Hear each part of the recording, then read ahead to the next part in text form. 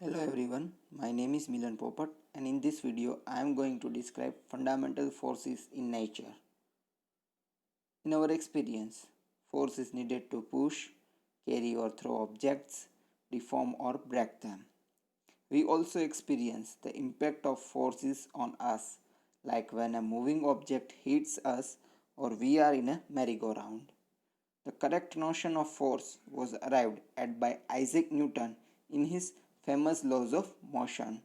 He also gave an explicit form for the force for gravitational attraction between two bodies. In the macroscopic world, besides the gravitational force, we encounter several kinds of forces: muscular force, contact forces between bodies, friction force, the forces exerted by compressed or elongated springs and taut strings and ropes, the viscous force when solids are in contact with fluids, the force due to pressure of a fluid, the force due to surface tension of a liquid, and so on. There are also forces involving charge and magnetic bodies. In the microscopic domain again, we have electric and magnetic forces, nuclear forces involving protons and neutrons, interatomic and intermolecular forces, etc. A great insight of the 20th century physics is that these different forces occurring in different contexts actually arise from only a small number of fundamental forces in nature. For example, the elastic spring force arises due to the net attraction or repulsion between the neighboring atoms of the spring when the spring is elongated or compressed. There are mainly four fundamental forces in nature. First one is gravitational force, second one is electromagnetic force, third one is strong nuclear force, and fourth one is weak nuclear force. So, first one is gravitational force. The gravitational force is the force of mutual attraction between any two objects by virtue of their masses. It is a universal force. Every object experiences this force due to every other object in the universe. In particular, gravity governs the motion of the moon and artificial satellites around the earth, motion of the earth and planets around the sun, and of course, the motion of bodies falling to the earth. It plays a key role in the large scale phenomena of the universe, such as formation and evolution of stars, galaxies, and galactic clusters. Next one is electromagnetic force.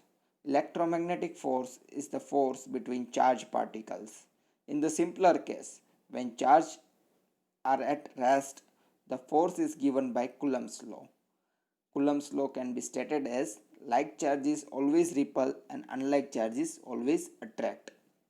Charges in motion produce magnetic effects and a magnetic field gives rise to a force on a moving charge. Electric and magnetic effects are in general inseparable, hence the name electromagnetic force. Electromagnetic force acts over large distances and does not need any intervening medium. It is enormously strong compared to gravity. The electric force between two protons, for example, is 10 to the power 36 times the gravitational force between them for any fixed distance. The electromagnetic force is so much stronger than the gravitational force. It dominates all phenomena at atomic and molecular scales. Gravity is always attractive, while electromagnetic force can be attractive or repulsive. The enormous strength of the electromagnetic force compared to gravity is evident in our daily life. When we hold a book in our hand, we are balancing the gravitational force on the book due to the huge mass of the earth by the normal force provided by our hand. The latter is nothing but the net electromagnetic force between the charged constituents of our hand and the book at the surface in contact.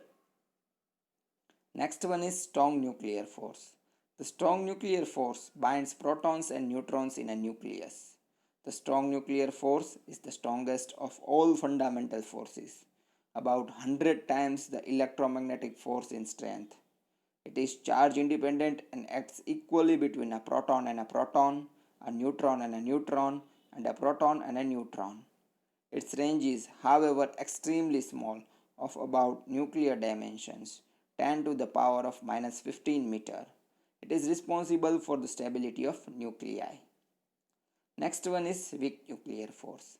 The weak nuclear force appears only in certain nuclear processes such as the beta decay of a nucleus. In beta decay, the nucleus emits an electron and an uncharged particle called neutrino. The weak nuclear force is not as weak as the gravitational force, but much weaker than the strong nuclear and electromagnetic forces. The range of weak nuclear force is exceedingly small, of the order of 10 to the power of minus 16 meter. If you liked my content, then please share it. Thank you and Vande Mataram.